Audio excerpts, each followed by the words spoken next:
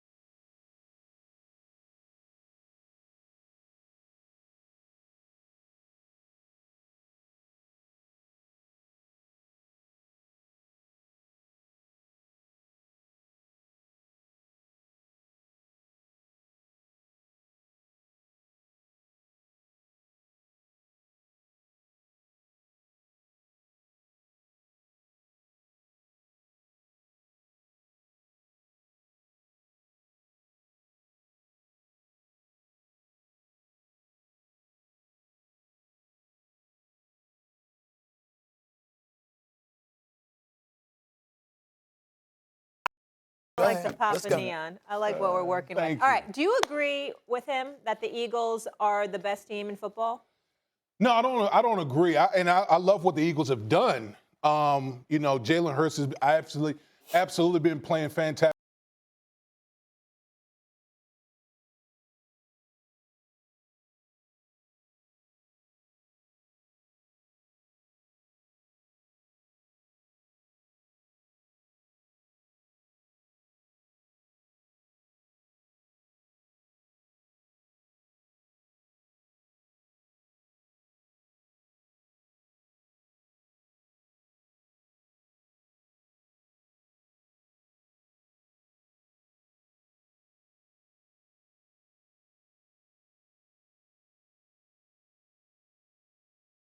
In those critical moments in that Miami Dolphins game. And, like I said, that was a lopsided game. So I'm going to give a slight edge to the Buffalo Bills. I still think, even with their loss to Miami, the Bills are the best team in the National Football League, in my opinion. Well, listen, let me say this to you. I don't mind people that have that opinion. I get that because we know there were some mitigating circumstances that influenced the outcome against Miami. I understand it, but let's also give props where it's due to what we've seen from the Philadelphia Eagles. Remember, when I talk about the best teams in the NFL, the list is fluid.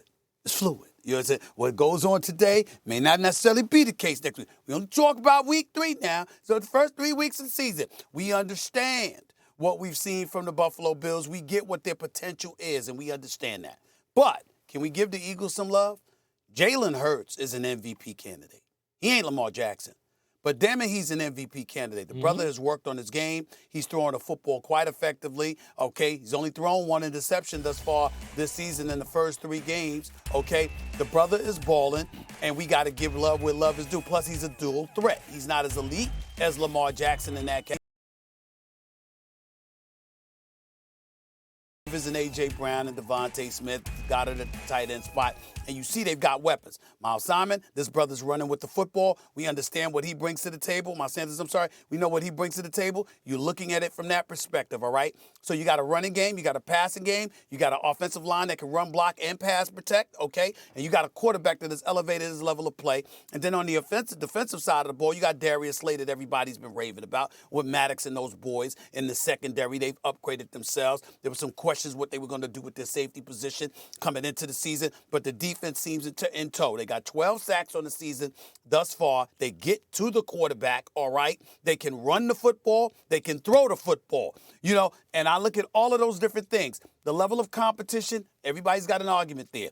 Because the Commanders, as far as I'm concerned, the only good thing about them is the fact that Jason Wright is their president and they got people in their front office that ain't engaging in the shenanigans that Daniel Snyder purportedly was engaging in. But in terms of what their product is on the football field, they're trash, at least thus far, okay? So we look at that, and then I say to myself, okay, I got all of that, but I like what I'm seeing from the Philadelphia Eagles, and I don't think that should be ignored. The two best teams in football are the Buffalo Bills and the Green Bay Packers. Number one. Green Bay Packers. Number two, Stephen A. From now on, can we, when you do this list, can we just call it Stephen A's A-list or Stephen's A-list of the top 5 teams who just happened to win last weekend? Can we do that? I mean, everyone it's basically the team who won the weekend before. I had picked people. Well, first of all, take notes. You think you're trying to insult me when in fact you bite off me. Because when you're doing NFL Live, you emulate what you see on First Take. So you can get it twisted if you want to. That ain't gonna work. Secondly, and more importantly, I've had a couple of teams on the list that actually lost games. I mean, Buffalo lost. It's not always about winning. Sometimes Buffalo you could listen. So, exactly. Buffalo lost and they were still on my top 5 Stephen list. A., why are you defending yourself here? Why is it getting so emotional, unlike you. Molly? Why are you getting defensive and defending yourself? You don't need to do that. It's a debate show. What do you mean? You want me to sit here and be quiet? I mean, you know what I'm saying? I mean, that's not productive. That's not productive. The American people want to hear what I have to say, and I approve that message. Go ahead. You know what I'm saying? You're the only one who approves it. Go ahead, Dan. You're one of a kind, man. You are one of a kind. All right. I still say Buffalo and Green Bay. Buffalo has outgained their opponents by 682 yards. That is the biggest jump through the first 3 weeks of the season, or the biggest differential since the 2007 Patriots, who just happened to go undefeated during the regular season. I'm not going to knock Buffalo because of the loss down in Miami, and Woody kind of detailed how that happened. Green Bay, because it's the number 1 run game in football with a top 5 defense, and they're doing that without their rookies being studs right now. And they're rookies, and I said this going into the season, them in Kansas City had the most pressure on their rookie class to really elevate. And I believe guys like Quay Walker and Christian Watson and Romeo Doubs, like those guys are going to kind of continue to accelerate as this season goes on. That's why I bank on Buffalo and Green Bay still. I love Philadelphia. I said they were going to be the most difficult team to tackle. They are.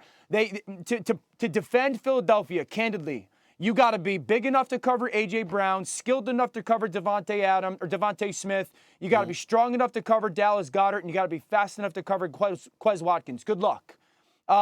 You got to give a ton of credit to Howie Roseman, their general manager, and Nick Sirianni, their head coach. They have done an incredible job of building this roster, picking Jalen Hurts when I thought it was crazy, giving him the job. Here's my hesitation with Philadelphia, guys. Last 2 years, these are the quarterbacks that Philadelphia has beaten. Jared Goff, Jake Fromm, Trevor Siemian, Taylor Heineke, Matt Ryan, Garrett Gilbert, Sam Darnold, Teddy Bridgewater, Zach Wilson, Kirk Cousins, and someone else this season already. They haven't beaten a star quarterback. And that's until that happens for Philadelphia, I got to see that they can go beat a star, in Derek Carr, I believe, a star quarterback.